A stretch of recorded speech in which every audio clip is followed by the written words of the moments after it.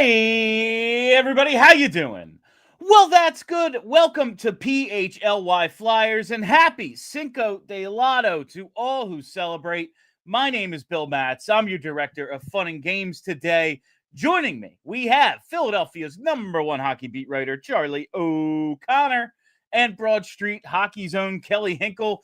Today is the day, fam. We've been waiting for it since the end of the season when the Flyers came up huge and lost that game to Buffalo in regulation. It is the day of the NHL draft lottery. How are we feeling, Kelly and Charlie? Pretty psyched, Bill. Pretty psyched. Me too. Kelly. You sound it. Now, Cinco de Lotto is, by the way. I know it's like obvious, but it's still very good in my opinion. I was talking to someone about it the other day, and I was like, you don't understand. I had Lotto de Mayo and Cinco de Lotto both written out like in the notes app, and I stared at it for like a couple of minutes. I was like, which of these is funny? Like, in case you wonder what my contribution is around here, it's dumb stuff like that. Well, yeah, everyone plays their role. I come up with the dumbest possible stuff, and sometimes it works. But yeah, Cinco de Lotto, that's what it ended up being. Tonight is the night. Flyers have the 4th best odds, and let's get to it. It has been a bit that we're not going to be able to use beyond today. It's the Tankathon spin. As we know, the Flyers have a 9.5% chance of both the first and second pick. There is that slight chance they move into 3. They have the 4th best odds, which of course means the most likely thing is they pick 5th, and they could fall as far as 6th. Brenna, without further ado, spin that wheel. And they pulled a 5, which is, of course, the most likely possible outcome. I do love, I saw, Charlie, there was someone in your replies today who was like, why is it that they finished 4th from the bottom and they have like the best odds of possibly picking 5th? That is the most likely outcome. It's, once you look at it, it's obvious, but can you explain it to us, Chuck? Yeah, well, it actually, it makes sense, as you say, when you think about it. Yeah. Because there are 10 teams that plausibly could jump the Flyers, whereas the Flyers only, in theory, have 3 teams they could jump.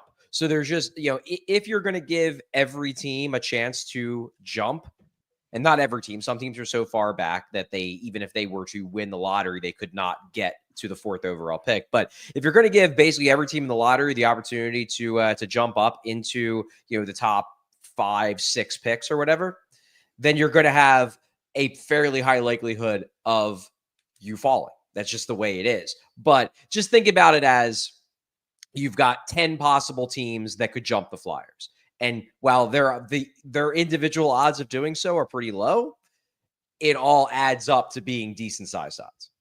This is why I don't like math. Math is unfair. Yeah. You shouldn't, like, the overwhelming likelihood should be, and I understand the math doesn't bear this out, but that's why math is fake and unfair. The overwhelming likelihood should be that they stay at 4. That should be like the thing, not falling down. Like, you shouldn't be punished because you finished. I don't know. I don't like it. It's stupid. I hate this whole thing. Well, you're not punishing the Flyers. You're basically just like rewarding the team that wins. You're punishing me.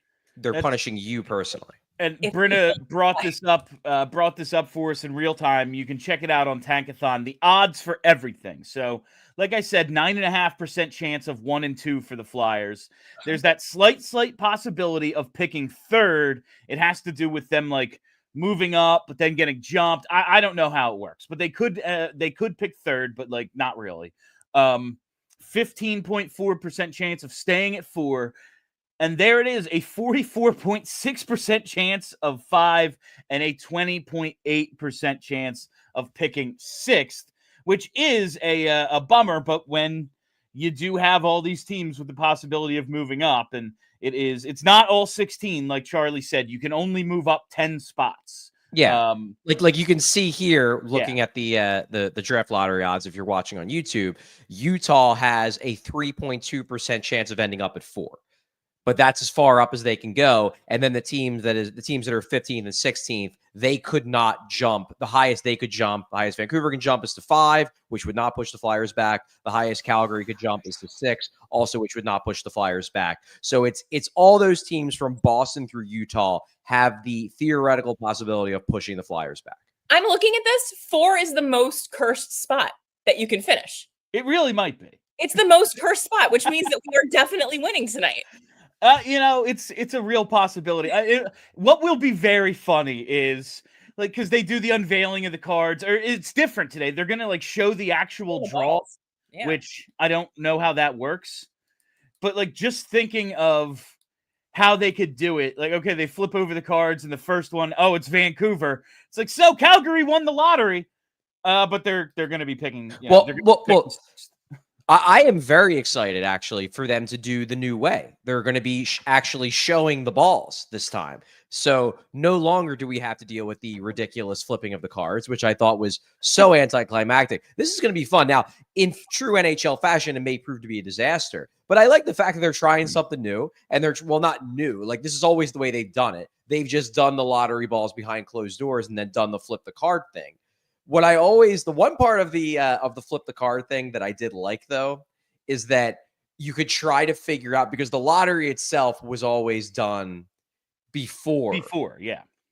So you'd be looking at the faces of the general managers and trying to figure out who is trying so desperately to conceal the biggest shit-eating grin in the world. And we know Danny Briere can't do that. So. Yeah, he has no poker face.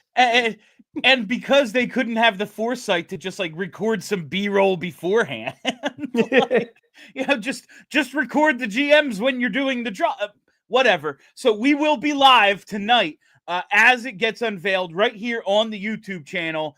And we won't be alone. We will be with a whole bunch of our closest friends and diehards at the PHLY studio. Tickets still available. Check it out right now. You can do it with the QR code right there, or go to allphly.com/events and come on out as a diehard only event. But it is going to be a great freaking time where we will either celebrate moving up or be sad together in a group, as is the point of sports. We will have a fun time no matter what at the PHLY studios tonight. I've seen this thing so many times. I think this is the first time I've noticed me standing in the middle with the belt. Yeah. I don't think I've ever noticed the middle of the photo. I always just see up front. But anyway, come on out to the draft lottery party. Going to be a great time. Sorry. Was that the sweet takeover, that picture? It looks like it. I believe it is, because these are the banners in the background are at the Wells Fargo Center. Yeah, you can. That's the Nova banner back there, so that would have to be the Wells Fargo Center, right? Yeah. Yep. Where did I get to? Who can say? Anyway. Yeah. You got cropped somewhere, It's fine. It's for the best. Right. All right. We will talk plenty about the draft prospects and who the Flyers should and shouldn't take, who they can and can't have the possibility of taking at some point, because we will know the order. So we will have a just general idea of where they'll be picking and who might be available after that. But we know they're going to be in the top 6. That is a guarantee, unless they trade the pick for something. I don't know. But their draft spot will be in the top 6. And over the week, I think this came out Friday, actually, Bob McKenzie put out via TSN his top 16 draft rankings. And what I love about Bob is it's not just like, all right, I sat down and watched some tape and this is what I think should happen. He does a survey of front offices and kind of gets a general idea of where like pro scouts are putting each guy, where they could go and where they kind of stack up against each other. And we got his pre-draft lottery ranking over the weekend. Maybe it was Friday, but you see it. Matthew Schaefer, as we've talked about, standing there at number 1. That's kind of been the consensus for a few months. Michael Misa at 2, Martone at 3, Frondell, Hagens, Desnoyers, O'Brien, McQueen. You can read it. But looking through these rankings, did anything particularly stand out to you, Charlie? Not really. McQueen being at 8 is intriguing because he's at 8. And then you read the article, Yeah. and basically what McKenzie says is that, yeah, while everybody ranked him in the top 10, no one was willing to say that they would actually take him at 8, given the concerns about injuries. I think the hope is that as the process continues over the next month and a half, because that is one thing we do have to remember. Obviously, the draft lottery is tonight. Obviously, everyone in Flyers world is paying attention to this, and they should be. But the draft isn't for quite a while. And there's still a lot to come. There's a lot, like this draft prospect list that McKenzie released. This is not the final list. There will be multiple. I think there's like 2 more lists before he releases his final one at the end, right before draft day. So this is not the way it's necessarily going to be once the scouting meetings happen and everybody comes together in each front office and talks about, okay, what are our lists actually going to look like? So with McQueen, I think there's a view of, well, we're hoping that by the end of the process, after the combine, after the interviews, after we look at medicals, that we're going to be able to have him ranked 8.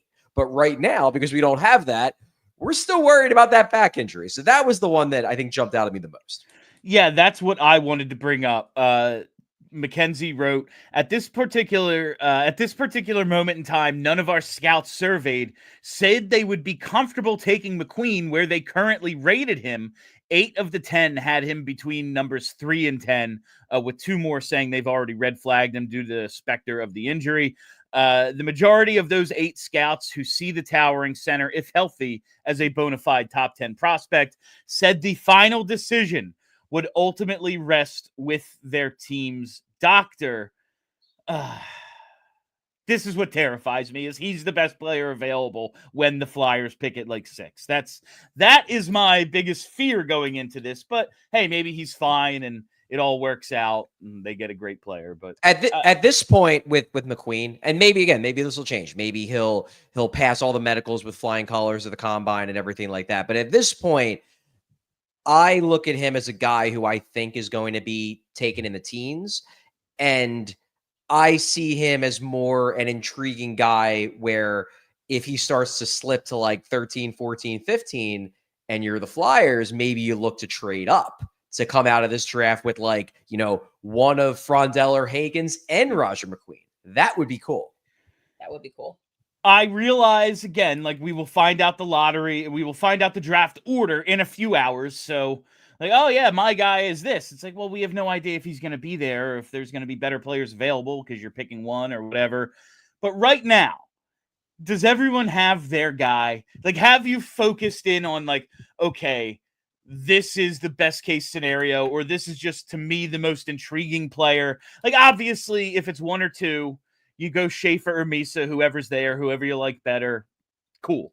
But after that, I think there's a little, like 3 to 6 is kind of, I don't know, 3 to 7 could kind of go in a few different orders. What do you think? Have you picked out like a dude, this is the one, this is the target, this is the best case scenario if you're picking 3 to 6? Well, I hear you because I don't. Yeah, I mean, again, and this is the point I've made literally since the end of the season. Yeah. The draft isn't for a while. The teams haven't finalized their boards yet, so I certainly don't feel the pressure to finalize my board until very close. I still have a lot more tape I want to look at and whatnot. I am most intrigued by Hagens. I just think he is the most puck-skilled player in in that group. I like Misa better than Hagens. I have flipped that. But the big, like, I've heard that the Flyers like Desnoyers. I've heard that. I like him. I don't think I like him quite as much as the Flyers do, but I have gotten the impression that he is high on the Flyers board. Frondell, I want to watch more tape of, because when I watched tape of him back in March, and that was the last time I watched extended tape of him, I wasn't a huge fan. Like, I can see why he's popular. I didn't love the decision-making with the puck. He's got a really good shot, but I'm always going to be more biased towards the guys who make plays rather than the guys who take advantage of other people making plays. And to me, Hagens is more the guy who makes the plays, and Frondell is the guy who finishes the plays.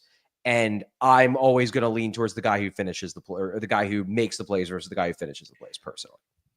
Yeah, it seems like the online sect of Flyers fans have really skewed towards Frondell over the last, like that seems to be the guy I see people talking about more than anyone else over the last couple of weeks, which I found interesting because for a while it was Hagens that everyone was talking about the Flyers hopefully getting if they were at 4 or 5. And people seem to have kind of switched their wish to Frondell. And I was kind of interested to hear what you were saying about that. So I'm glad to know. Frondell apparently finished the year very strong. So I'm curious to see if I can watch some of his games from April. I just came away impressed with some parts of his game. I like the physicality. I really like the shot. He flashes high hockey IQ where he'll make some plays where you're like, man, that's cool. But there were way too many times where he would throw passes to nowhere.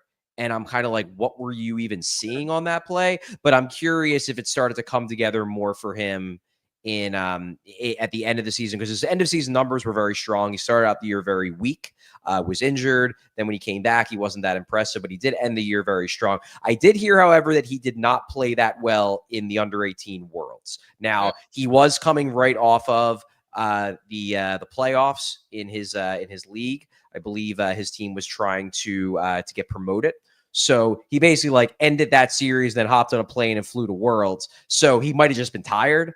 But I have heard and read that he did not impress as much as maybe the hope was that he would impress, because he was really the only guy at under 18 Worlds, which just ended, that has a chance really to be in that top 6, 7, because you had some guys were injured, were banged up. Some guys like Jake O'Brien just chose not to go because they were exhausted from the season. They wanted to prepare for the, this whole pre-draft grind of combine and workouts and everything like that. Frondell was really the only guy who was there. And the hope, I think, was that he was going to blow everyone away. All of the GMs in the lottery, including Danny Briere and the entire Flyers contingent, they were there. And Frondell did not blow the doors off. He was fine. So just pointing that out. Yeah. I always, I pick up the draft research when I feel I have nothing else to do. So it was literally this weekend. Started watching some YouTube scouting reports, different things, and I was really, really impressed with Frondell. What I like about what I'll say about Charlie's thing about decision making, yes, one of his needs to improve categories, but if you're playing with Matvei Michkov, he's making all your decisions for you. This is why I got married. I never have to make another decision again. It's great. Neither will Anton Frondell. You just ask Matvei, hey, what are we doing? Okay, let the supercomputer handle this, and I will put a shot 100 miles an hour behind the goalie thanks to your awesome one-time pass. But I really liked him. But Charlie, you said you really liked Hagens, and what I wanted to add, what is behind this perceived slip? McKenzie said, seems like a combination of other people just jumping him more so than him falling off, but might have been a little bit of that, not living up to the big expectations coming into this year. Just seems as if this was kind of, James Hagens, he's one of the top guys in this draft, and now he's still at the top, near the top, but he is not thought of at, there's a clear 1-2, and he ain't either of them. Yeah, I think it's a combination of a few things. Number one, and this is the biggest thing, is just the expectations. The expectation going into the season was James Hagens was going to be the number 1 overall pick. That's what people thought. He was that guy. And it's not that he was bad. And I think this is why I push back against that narrative, is that we're talking about a guy who was, 17, 18 years old his entire draft year, and finished point a game freshman, yeah, as a freshman in college, playing against a lot of guys who were 20 and older. So I don't think it was a bad year. It's just, I think people were hoping for a Jack Eichel, Celebrini type year, and they didn't get it. So it then becomes, well, what's wrong with him because he wasn't as good? But point per game at that age in college is still very, very impressive. It wasn't a bad year.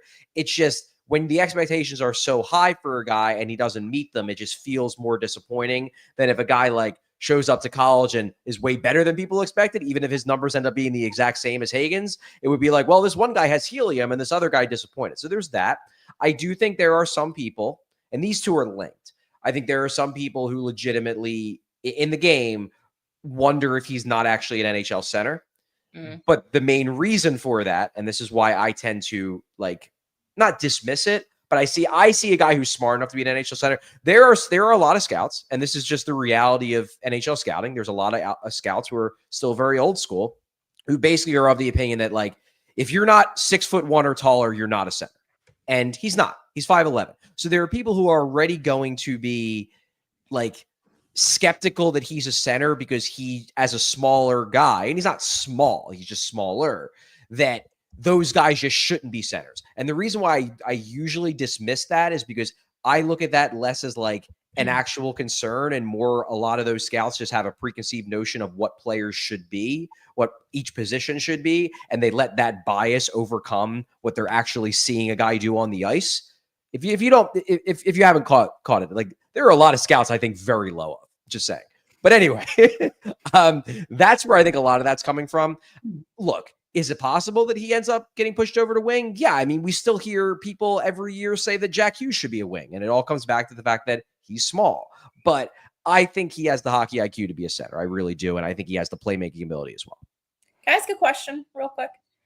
So do you think, Charlie, and this, honestly, I'm not asking this question because of Cutter, but I feel like this is something that we're seeing happen. It seems like it's happening more than it used to with college kids exercising the one single labor right that any NHL hockey player has at the start of their career and deciding that they want to essentially pick their team. Is there like any tiny little seed in the back of your mind that at this point there's a risk to taking a college kid over a major junior player? It's higher. You can't deny that it's a little bit higher. That said, I have to believe that, and I guess they didn't do a good enough job with Cutter, obviously, but I have to believe that you have these conversations with these guys. And now, because it's becoming a little bit more, I don't even say it's like prevalent, it's just a little bit more often. Yeah. You would think it now is a more obvious topic of conversation where, you really dive into a conversation with these prospects pre-draft to be like, if we take you, would you be excited to be a Philadelphia Flyer? Like, you got to really go into the weeds now with these college guys, especially. I would have to believe that they will do the necessary research. And if they get a sense that a guy might be a little lukewarm, then you lower him on your draft board. Yeah. But my hope is that somebody like Hagens would not have a personal issue with the Philadelphia Flyers to the point where they have to worry that he won't sign. And just to wrap up the size conversation, Danny Briere, the GM of this team, 5'9", pretty good center. Came alive at the most physical, difficult time of the year, in fact. Mike Richards, a badass, 5'11". Claude Giroux, now a winger, had some pretty good years at center, also 5'11". It's doable. It is doable. And what I'll say is, I think in an ideal world, the Flyers would like to have their 1C be bigger. I think in an ideal world they would, but unfortunately, look, even Michael Meese is only 6'1". I mean, he's not small, but he's not Roger McQueen. He's not 6'5" and just a behemoth. Like, that's not any of these guys. There isn't a guy in this draft who comes with the ideal size you would have at center, all things being equal, and very few question marks. Because like McQueen, he's got the size, but he's got a ton of question marks, especially with the injury stuff. The guys who, like, you talk about Frondell, Frondell plays physical. He's a tough guy. He's built, but he's only 6 foot. He's not huge either. He's like Luchenko size, basically. I always think strength and like thickness. Yes, height on defense. You have the wingspan to reach and break up, reach further, break up a pass, poke check, whatever it is. But like for forwards, I don't see it. I don't see it as the most important thing. If everyone is equal and one dude is 2 inches taller than everyone, well, yeah, sure. But I think we've proven now with Rasmus Ristolainen, just because you're taller doesn't mean you're going to stay healthier. Eric Lindros was like bigger than my house, and he got knocked out like once a year. So it's not always 1 for 1. All right. Before we go any further, because we're like 25 minutes in and I haven't done this yet, I got to tell you about a couple of our sponsors. Just like your favorite team needs a home court or field or ice advantage, your home needs a home floor advantage, and Empire Today can help you get it. That's right, because Empire Today has flooring experts, dedicated flooring professionals who focus on flooring every single day. These people live and breathe flooring, and that's how you know you're going to get the best possible experience with our friends at Empire Today. You can go to the showroom, and that's great. Maybe you go into that big box store, right?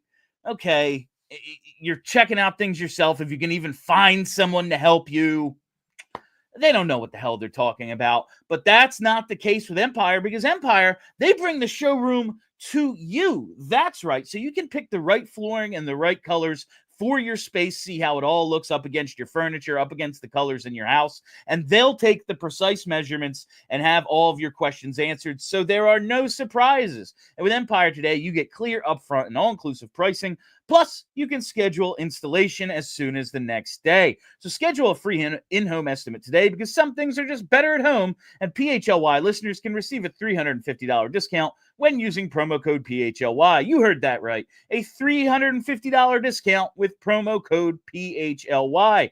Restrictions apply. Visit empiretoday.com/PHLY for details, or call 1-800-588-2300 Empire.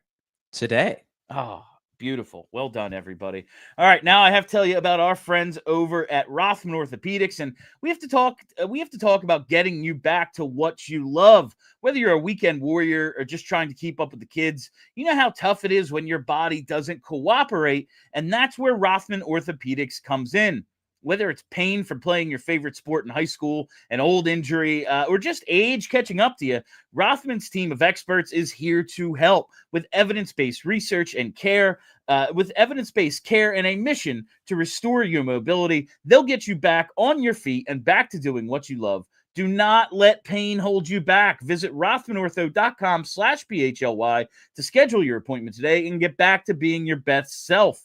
Rothman Orthopedics, where getting you back to your game is their mission. All right, let's get back to today's programming. And before we get into the playoffs, Brenda, I think it's time for another Tankathon spin, because after today, we're not going to be able to use this bit anymore, and I'm really going to miss it. They fell from 4 to 5 in our last spin, 6.5 hours out. Let's see if they can do better. Brenda, spin that wheel. Hey! All right. It's Michael Misa time. It's Misa time. If it were to go, Buffalo Flyers jump up to second for those who are listening on podcasts in this particular Tankathon spin. Buffalo got number 1. Buffalo jumps from 6 to 1. Philly moves up a few spots. Or from, what are they? Yeah, from 6 to 1. And Philly moves up from 4 to 2. That would be a ton of fun. If we were to be able to move up to that 2 spot and maybe redeem the curse of number 2, perhaps. Here's hoping. That would be interesting too, because I mean, and again, like, we're literally talking about hypotheticals here, but with Buffalo, yes, would they take Misa given how many young defensemen they already have? I was thinking that, like, just what Buffalo needs, another number 1 overall young defenseman. Exactly. That would be interesting. Maybe that's a spot you could see them trade out of. Maybe if the Flyers are there too and Buffalo's at 1, it's like, well, make us an offer. You know, I wonder how that would go. That would be interesting. All right. Plenty of draft and lottery stuff coming up. Of course, again, come to our draft lottery party tonight. You can still get tickets at allphly.com or scan that QR code right there on the screen. Probably going to be going with our live reaction show at 7, so we're on the air when everything happens. We want people showing up around 6, and it's going to be a great time. Food, refreshments, pop a shot, Charlie. It's going to be a lot of fun. So come on out to the draft lottery party. Let's talk a little playoffs, though, because we just came off of, I know, like, oh, you know, don't you remember a couple years? No, I don't honestly remember a couple of years ago. So I am just going to say one of the best all-time weekends I can freaking remember, just in terms of stakes, drama, ridiculousness. A couple of game sevens, a lot of fun. We saw some good stuff really in this entire first round. One of the best first rounds I can remember. It was maybe really back good. maybe back to 2012 when there just were no rules for the first half of the first round. They were like, oh yeah, Shea Weber turnbuckle the guy. Yeah, that's like $5,000, I guess. I don't know. Yeah. And then of course the classic Flyers Penguins series. And the entire Flyers Penguins series, which was just slapshot. Like, it was just fake. Like 10 goals a game and 9 fights. It was tremendous. It was like going to a Phantoms game in 98. All right. But the playoffs now, I think we have to start with the stupidest freaking game, like just the absolute best. That Winnipeg St. Louis series, it looked like the Blues had it. It looked like, oh man, Winnipeg, Hellebuyck, the playoff woes continue. And then with 1.6 seconds left, Winnipeg ties game 7 and then wins it, in double overtime. Yep. Now they advance. I guess the question with Winnipeg is this, all right, they were just kind of lucky to survive, or weight off the shoulders? Let's see how good they really are now. I kind of hope it was like, I don't know. This all depends on okay, so can Hellebuyck snap out of it? Because that's really what the problem is with them, is that he turned into a pumpkin after having a ridiculous regular season. And so they just need him to snap the heck out of it. And maybe getting this close to elimination, literally less than 2 seconds away from elimination, maybe that snaps you out of it. But then again, I don't know how goalies work. They don't make any sense to me. So yeah, I think Kelly hit the nail right on the head. It's not like Winnipeg in this series was that different than they have been all year. No. It's just they replaced the guy who maybe will win the Hart Trophy with a guy who couldn't stop a beach ball. That was the the same guy. And it was the same guy. So if Hellebuyck turns it around, and in fairness to him, and he was bad for the vast majority of the series, after the rough start to game 7, he did figure it out. Yes. He did make a lot of big saves in those overtimes. He looked much more like the actual Connor Hellebuyck and not whoever space jammed his body for the first 6 1/3 games of this series. So look, my view is that even with Hellebuyck playing really well, I think I still would pick Dallas because and I said this on Anthony Gargano's show this morning. I think that Colorado as a team is better than Winnipeg as a team. And if Dallas just beat Colorado without Dallas's maybe 2 best players, although this late series version of Mikko Rantanen certainly has a case, and we'll get to him in a second. If they could beat Colorado, I have to believe they can beat Winnipeg, and they definitely can beat Winnipeg if they get Robertson and Heiskanen back, which does appear is going to happen at some point in the series. So on some level, it's kind of will it matter if Hellebuyck turns it on, if Dallas keeps playing the way they're playing and gets 2 of their best players back? But I do agree with you, Kelly. It all depends on Hellebuyck. If Hellebuyck is the same guy he was in round 1 and round 2, they're going to get swept or maybe win it losing 5. If Hellebuyck turns back into regular season MVP Hellebuyck, then we're talking a series that goes 6 or 7, and anything can happen in those series. Yeah, so Dallas, Winnipeg's opponent, co-favorites to win the cup at around plus 400 right now. And this series, they are minus 170 favorites. So they are pretty considerable favorites, especially when you go, oh, it's the, Vezina winner, Hart Trophy, possible President's Trophy team. They are pretty heavy underdogs, even with home ice and all of that. But yeah, it's so interesting. We talked the other day, Charlie, about, playoff narratives. A guy's good until he's not, a guy's bad, and then he becomes a winner. And then you always think of him as a winner, no matter but it's so weird that Hellebuyck in these situations has come up so small repeatedly. He hasn't had that one, and yeah, they're in the conference final because of him.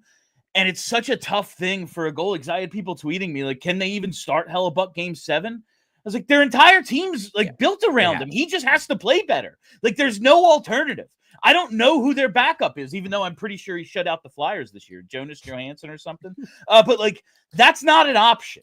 It's not an option to do anything but just cross your fingers that Hellebuyck is who he's supposed to be. Like, if Nathan MacKinnon had no goals through the first 6 games of a series, would you go, got to take him out for game 7? Like, no, you just have to hope he's better. And I can't imagine a series would get to game 7 if Nathan MacKinnon had no goals, but in this world, maybe. Now I think Hellebuyck has a chance to, at least. It is interesting. It's him against Ottinger.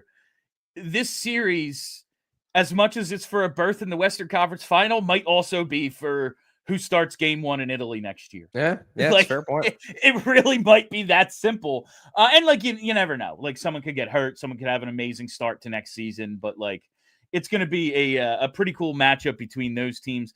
The other series in the West, Edmonton and Vegas, I don't really know what to think of it. Just Vegas isn't quite what they were. I don't think Edmonton is as nuclear as it was last year. But then you look at Draisaitl and McDavid and go, dear Lord, they seem unstoppable at times, and here they are after basically sweeping the Kings after a 2-game head start that they gave LA.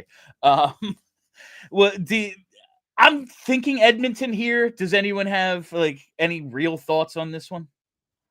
I think Edmonton. Yeah, I'm picking Vegas. You're picking Vegas. You believe in them. You've always, Who did I actually pick? I wonder. Let me go see.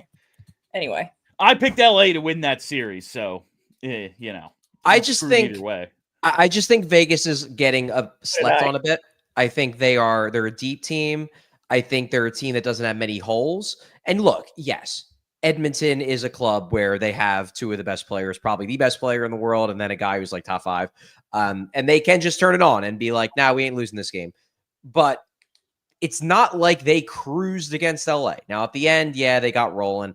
I think Vegas is a better team than LA. I think they are a more like Vegas strikes me as a little bit like, and they don't have Matthew Tkachuk, but like they strike me as kind of the closest thing to Florida in the West in terms of the way they play. And I do think that is more conducive to playoff hockey.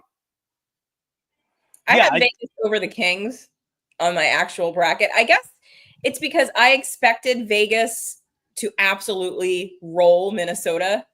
And the fact that they didn't makes me wonder, like, do they have it this year? I don't know. But I mean, like, I feel like it's this, if any of the series remaining, this is the most like coin flippy series to me. Yeah, it does seem like one where no one would be surprised if it's like if Toronto beats Florida, I think most people would be surprised. Yes. Washington, Carolina is weird because like you should like based on the records, you should think that Washington has a real chance, but I still think the general consensus is like they're doing this a little bit with smoke and mirrors, right? Yes. Yes, 100%. Definitely. I would like. I just saw. I think Brenna put up K-Red's comment, Edmonton in 7, and I always think, and I love you, K-Red. Like when you pick a series to go 7, you're saying I don't know. Like, okay, they're both gonna win 3, and then and then that last one. I was close. Like, I'm just when you pick a series, and that's exactly how I feel about this one. Like, I don't know. I think it'll be Edmonton because at what point, like when you get into game 4, 5, 6, like, okay, you've done okay, but can you stop those 2 guys? I just don't see it. It seems very, very difficult to keep up with them. I know that they haven't won yet, but dear Lord, they got as close as humanly possible last year. It does, but I said this again on Gargano's show this morning. I will not equate it. I'll compare it to the series we didn't talk about as much, the game 7 where Mikko Rantanen took over. The Dallas Colorado series. If you follow that line of logic, especially with Haskin and Robertson out, Colorado should have cruised because they got Nate McKinnon. And they got Cale Makar. They got the best defenseman in hockey probably, and maybe the second best forward in hockey. And yet the better team beat the team with the best players. And I just think that we can fall into the trap sometimes of being like, well, they got McDavid, so who's going to beat him? And it's like, well, we just saw Dallas. Yes, it did take Mikko Rantanen going into FU God mode in the third period, and he's obviously also a superstar, but like there's a reason why he was like second banana to McKinnon in Colorado, because McKinnon is better than Rantanen, as good as Rantanen is, and yet in that case, when the chips were down, the better team beat the team with the better individual players at the top. I actually wanted to bring this up, Charlie. On Friday's show, I stated that I think all three teams won the Rantanen trade. I would like to retract that statement. I think everyone kind of got something that they needed. However, Colorado blatantly lost that trade. It doesn't matter what happens from here. The guy's extension hasn't even kicked in yet. He just had 11 points in the final 3 games of a playoff series against the team that was like, yeah, we're not keeping you. You're traded. So what a kick that must have been. Like when you trade him to Carolina and then he ends up in freaking Dallas. Like I just remember when Green Bay traded Brett Favre to the Jets, there was like something in the trade, like the Jets had to give up a ton extra if they then turned around and traded him to Minnesota, which he ended up there eventually. Ended up there anyway, yeah. But like that year, he had to play for the freaking Jets, so the Jets had to like turn over their franchise to Green Bay, basically. I think. Like, I wonder if Colorado could have been like, no, you can't trade him to Dallas. You just cannot do it. That Rantanen, that was just insane. Crazy. For the stakes and against that team, he's the first player in NHL history since Reggie Leach to have a playoff hat trick in one period against the team that traded him. So get your Conn Smythe bets in now, I guess. But it just nuts. Kelly, this one's for you though. Can the Leafs do it? No, I don't think they can. I mean, I don't know. Maybe. I mean, like Stolarz is going to have to like go off in order for that to happen. Florida is just so good. I just don't know how. But if they do, it'll be fun as hell. I'll tell you, I was in Game 6 rooting for Ottawa, and I got what I deserved for ditching my principles on that one. But here we are, Stoli versus Bob in, of course, the battle of ones that got away. How many should have kept articles are we going to get from Flyers beats? And like, listen, we've been over it time and time again. The Brizgalov and then trading Bob, all that is one of the biggest mistakes in franchise history. The entire thing, even if you're like Charlie and not necessarily like Kelly and I, where we would just undo that entire offseason, like at least that one thing, you shouldn't have done it. You know, forget the Richards and Carter and all that stuff. That one thing was dumb as hell. The Stolarz situation. I saw you get into this, Bill. You were spot on. He didn't become an NHL regular for 10 years after being drafted. He started 33 games this year. The most he's ever started. He'd never broken 25 previously. This is not a should-have-kept situation. He's 31 years old and a part-time starter at best. He's really good. But all the problems with him are the problems that the Flyers identified. Like, his knees don't work. Yeah. And guess what? He had a knee procedure this season. It just drives me nuts. The Flyers have made so many mistakes in their history. This isn't one of them. No, this is good for you, dude. Like, congratulations, Anthony Stolarz. You stuck with it. This is a dedication to hockey. If they wanted to nominate him for the Masterton over Marc-Andre Fleury, I'd be like, yeah, man, absolutely. He just led the league in save percentage. Sure thing. Like, after being a backup, maybe, for who knows what this guy's going to be. Sure. It's a testament to him. This is not oh, man, how do we let him get away? So, you know how, and it made sense. This is a prime case of goalies are voodoo. You don't know when they're going to, you have this guy going off. You have Hellebuck looking like a potato. Like, none of these things make sense. Goalies don't make any sense. You cannot predict when they're going to be good and when they're going to be bad. It could happen at any moment for any of them. And this is why you should never give any of them an 8-year contract. Hey, before we go any further, hit the like button. Give me likes. We have so many live viewers for a Monday afternoon in May for a team that's season's been over for like a month. You gotta hook us up with some likes. Hit the freaking like button. I want to be to like 1,000 likes by the time we sign off. I don't think that's doable, but we have a ton of live viewers. We have a ton of live viewers, and I want some freaking likes. Give me some likes. Yeah, and one thing I do want to mention about Stolarz, because this I think is a low key, like, it's a storyline that isn't going to be a storyline unless it happens, but it's got to be something that's in the minds of Leafs fans in terms of being scared. Like, they're riding Stolarz hard. Not like they have a choice, but I have no idea if he's going to be able to survive this series. No one like does. He might get hurt because it's what he does. He doesn't play that much. And now he's like their number one for the playoffs. Like, I hope he stays healthy because I want to see a good series. But there is no guarantee that he's not going to get banged up in game 3 and be out for the rest of the series. This is kind of what he does. Brad Marchand on a center line drive, defender on his hip. He's going down the middle of the ice. Puck gets scooped up by the goalie. You gonna tell me his feet just get? Oh, my feet got taken out, and oh, I've crashed into Stolarz's legs. This is insane. You gonna tell me that's not gonna happen? It should be Florida's entire game 1 strategy. They could lose 4-0 and be like, yeah, but we accomplished what we came here to accomplish. Right. All right, we are late for reads again, so let us throw it to a word from our sponsors.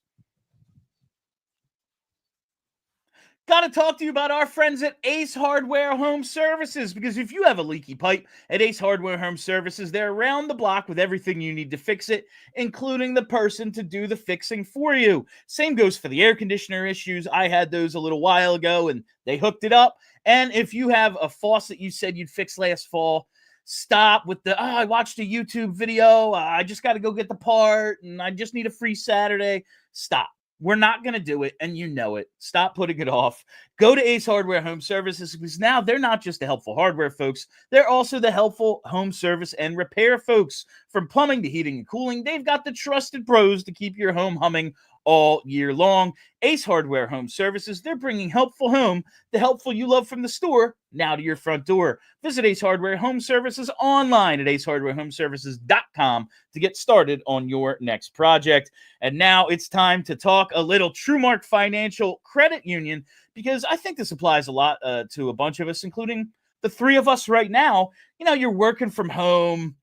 Maybe you don't have the best setup. Maybe you don't have that home office. You don't really quite have a place to actually sit there and work. Well, it's time to stop calling plays from the couch. And with a TrueMark Financial HELOC Select, you can tap into your home's equity and finally upgrade that home office, build out a better space, or just finish the projects that you've been putting off. With a HELOC Select, you get a great low rate, flexible access. You can pull the funds all at once or only when you need them, bit by bit. You get lower rates than most personal loans, and no penalties if you pay it off early for the really financially like the Kellys and the Charlies out there who are like on top of all of their stuff. No penalty if you pay it off early. So visit TrueMark.com/PHLY to apply and turn your work from home game into a winning play. Terms and conditions apply. Visit TrueMark.com/HELOC. That's TrueMark.com/HELOC for details. Federally insured by the NCUA, equal opportunity lender, NMLS number 404938. All right. Yeah, the Leafs, all that, Dallas. Okay. If not now, for Carolina, when? Like, this seems like it, right? I realize like, I don't mean like they won't, the window is closed. It just feels like, all right, you had the first round series against the Devils team that had none of its best players. You know, it wasn't happening for them. Now you have the Caps, who, yes, number 1 seed in the East. Nobody believes that they're as good as their record. There's not. Maybe they are. Maybe they prove to us that we're all wrong. Happens all the time. But I would take Carolina here straight up, no problem. And then it's just, all right, can you get through Florida or Toronto? Now, it would be huge for them if maybe the Leafs won this series, but you don't really get a huge, tough test until a potential conference final. I just feel like now, It would be better if they had Mikko Rantanen, maybe, but I just feel like it's time for Carolina. This is the S or get off the pot season for them. Well, they have to get to the conference final. I mean, Yeah. if they lose to Washington, then this year was a failure. And they should probably fire Rod Brendamore, honestly. Oh God. But seriously, like, given the matchups that they've been given, they need to get to the conference final. But I am not ready to say that, like, if they lose to Florida in a tough conference final series, that they're never going to win. Number one, because Florida's real good. They just are. Number two, and I think this is important, ever since Tulsky has gotten to be GM, it's abundantly clear that he is prioritizing getting a superstar. Like, obviously they took the swing on Rantanen. That ultimately didn't work out because he didn't want to stay. But I don't think that means he's going to stop trying. I think that there is a path to them getting that really good guy who can put them over the top. They don't have him this year. They had him briefly in Rantanen. They made the choice that they didn't want to just have him be a rental and not get anything back for him, so they turned him into Logan Stankoven. But I don't think they're going to stop trying. So I hesitate to say that, like, this is their best chance, when even if they get to the conference final, they still have to face off against a loaded Florida team. And even if they beat Florida, they probably are going to have to face off against, like, an Edmonton or a Dallas or a Vegas, all of which are great teams. I think that Carolina will at some point get their star, and that's when I would say, like, if they trade away a bunch of stuff for their star and then they empty the future tank a little bit and then they lose, that would be the year I'd be like, yeah, that might have been their shot. But I think they're still in a position where this isn't the year for them. It doesn't have to be. You're muted, Hanks. Sorry, that's because I was go. coughing during the ad read. I'm curious to see how this series against the Capitals is officiated, because I'm not going to be one of those people who blames the officials for any kind of result, but it was a little sus in that Montreal series. Wow, come on.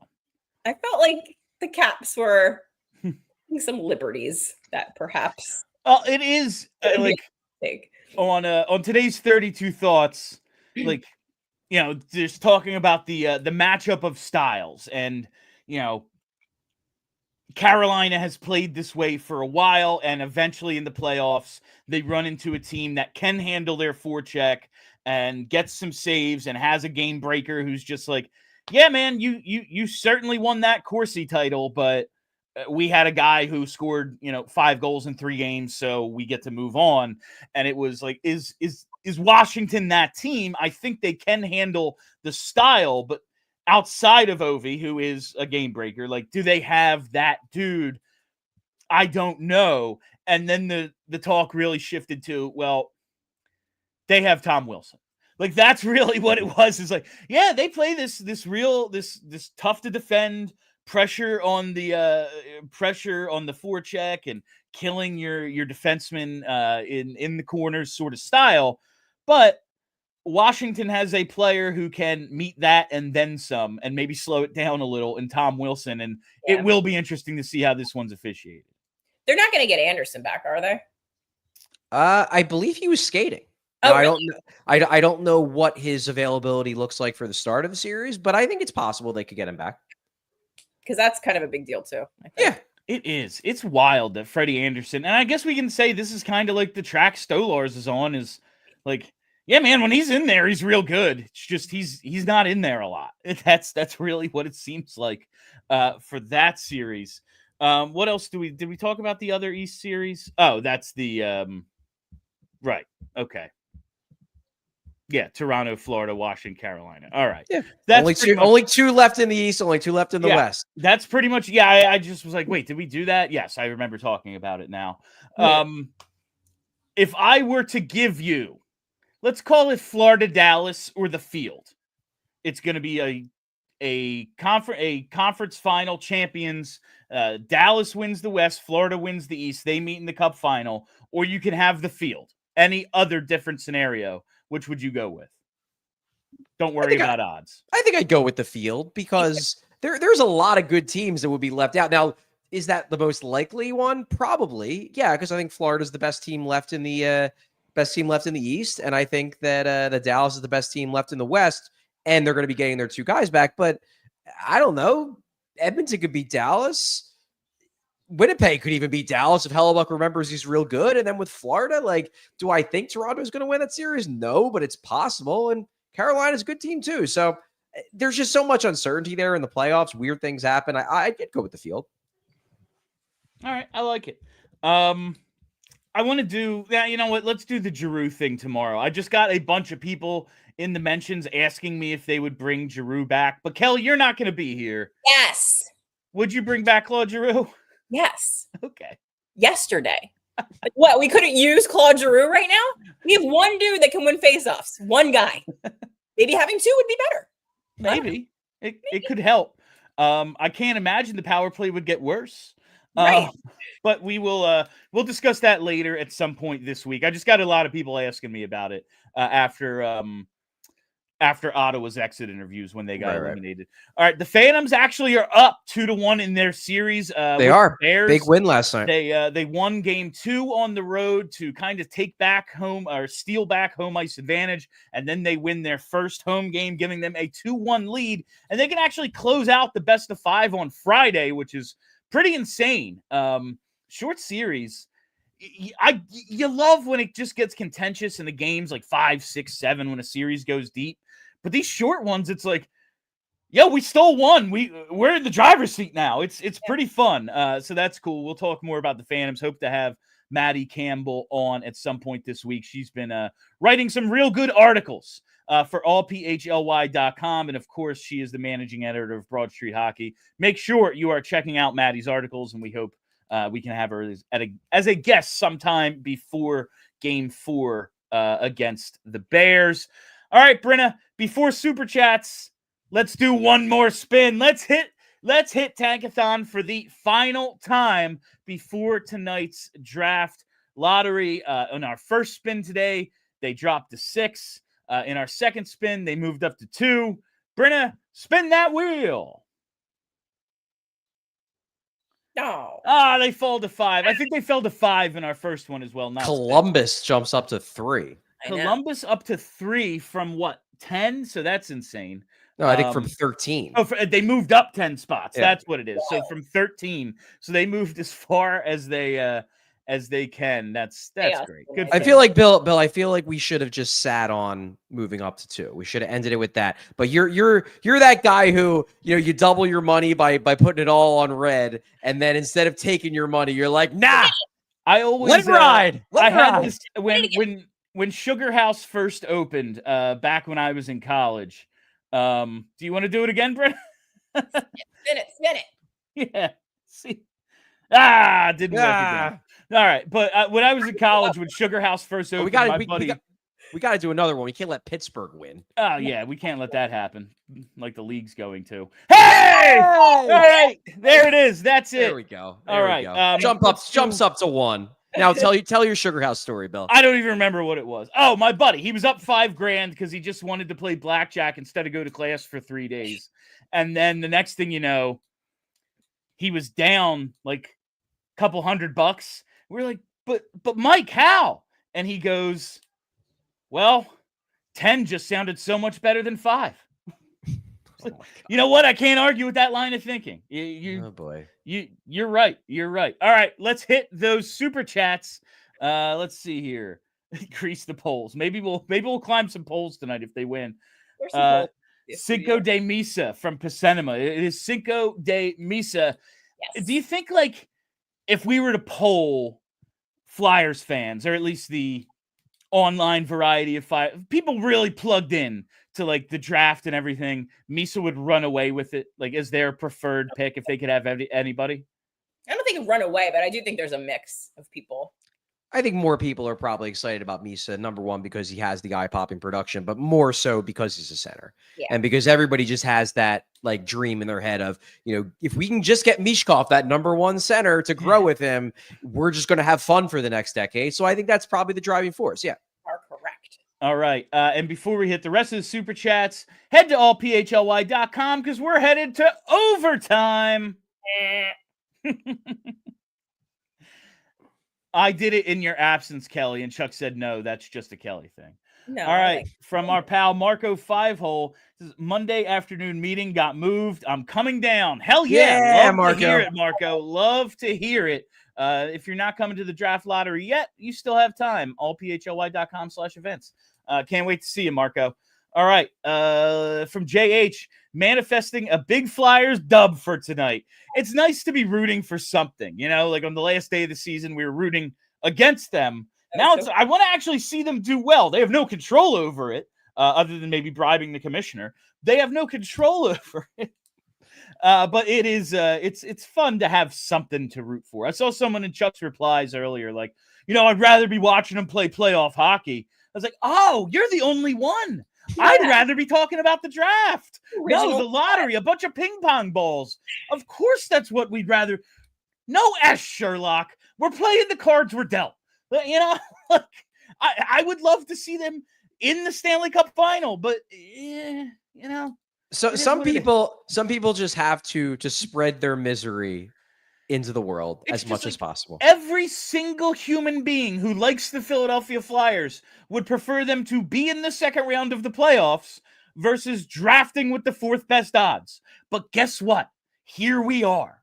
I have breaking news. Yes. The official Tankathon Twitter did their final spin before the lottery tonight, and guess what happened? No way. Flyers are at number 1, baby. Oh, we did it. Oh. We did it. All right. They're just giving that to Flyers fans because Flyers fans have boosted Tankathon's traffic so much over the last 3 weeks. Yeah, it's a little gift. There's no proof that this thing is like on the up and up, let alone the lottery itself. It's this website. I trust the people at Tankathon. There's Bill with the conspiracy theories again. I trust the good people at Tankathon far more than I trust Gary Bettman. Bill, when we go, because we're doing a pregame show of the draft lottery tonight, right? Is that when we're going to get all of the conspiracy theories from you for each team? Yes, I will. Okay. We will have every conspiracy theory tonight during our live broadcast. Okay. All right. The next super chat is from Andrew Kaiswetter. Hey, Bill Kelly and our very own Charlie O'Connor. Love the show. Helps me get through my day at work. May the odds be ever in our favor tonight. Well, thank you, Andy, for tuning in. Thank you for the super chat. Love that you listen to us at work. Always, if you can, listen and watch podcasts on company time. Always steal time from your employer. That's right. Every single day. Yes. All right. Next one here from Brendan Kalura. Hope all is well. Enjoyed Danny Briere's tenure so far. Only gripe is draft strategy. Bouillon, Perreault, Richie worry me a bit. Curious your thoughts. I don't know. Look, like misses. What you got to understand. We don't know about Bouillon. We don't know if that's a miss. What you got to understand is like you're never going to agree with every single draft pick. Okay, like. Yes, I would have taken Bouillon over Luchenko. Yes. I probably would have taken Richie and not Perreault over Bonk, but I wouldn't have taken Bonk. That said, they did draft Matvei Michkov. They did find Igor Zavragin. They found Denver Barkey. They've made good picks. So, like, holding them to the standard of I am annoyed with Danny because I don't agree with every single draft pick he's made, like, holding him to that standard means you're never going to be happy with a single general manager who ever existed. And honestly, I think there was good reason not to take BC guys. Anyway, just in that one draft, maybe. All right. Next one here from JH. Sam needs an apology for being MVP if Flyers win. The whole goalie core, honestly, we should like send them each a bottle of something if the Flyers win this lottery. Like, arrangement. Like the goalies who stopped shots and were never scored on by Ovechkin and got that beer sent in them, which wasn't actually, it was that alcohol-free beer. Like, oh, cool, thanks. But like, because it was 0 and they gave up 0, so it like kind of made sense. Like I think we need to hook up our goalies for allowing as many goals as they did if they win this draft lottery. Let's get them all signed to extensions. All right.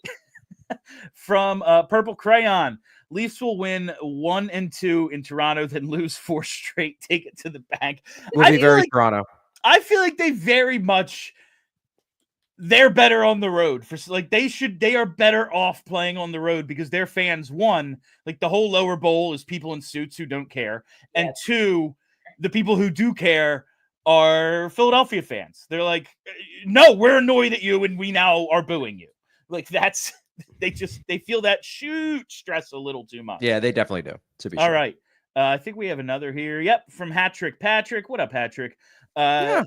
They brought Yager in when Giroux was a kid. Why not bring in Giroux while Michkov's a kid? Interesting. We'll talk about Giroux tomorrow. Yeah, we'll do that tomorrow. It's a good thought, though. Maybe we'll save that specific example because I like it. I like that line of thinking.